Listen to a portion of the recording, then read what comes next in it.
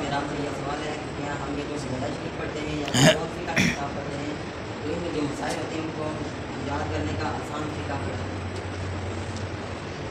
جی تو عالیہ کے پہلا سوال کیا کہ ہم جو مسائل پڑھتے ہیں، ویسے انتظامی کے طلباء کا اکثر طور پر یہ ہوتا ہے کہ ہم جو مسائل پڑھتے ہیں یاد نہیں رہتا، ہدایہ پڑھتے ہیں مرزا پڑھتے ہیں یاد نہیں رہتا۔ اس کا حل یہ ہوتا ہے کہ آپ جو بھی مسئلہ پڑھیں، بارش شریعت سے پڑھیں، ہدایہ سے پڑھیں، وہ علت کے ساتھ دلیل کے ساتھ پڑھیں۔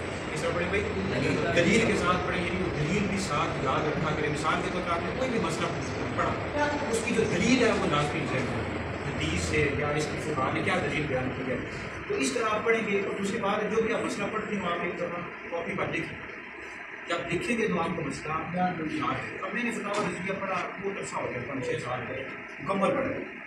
اب ابھی دہرایا نہیں ہے، لیکن جو میں نے مسائل پڑھے نا ابھی تک یہ اللہ کے شکر دے، کیونکہ میں نے ڈائری پر لکھے ہوئے ہیں اور اس طرح بندے کی یاد ہے۔ جو بھی مسئلہ پڑھیں ساتھ لکھتے بھی جائیں اور دلیل کے ساتھ پڑھیں، انشاءاللہ مسئلے یاد ہے۔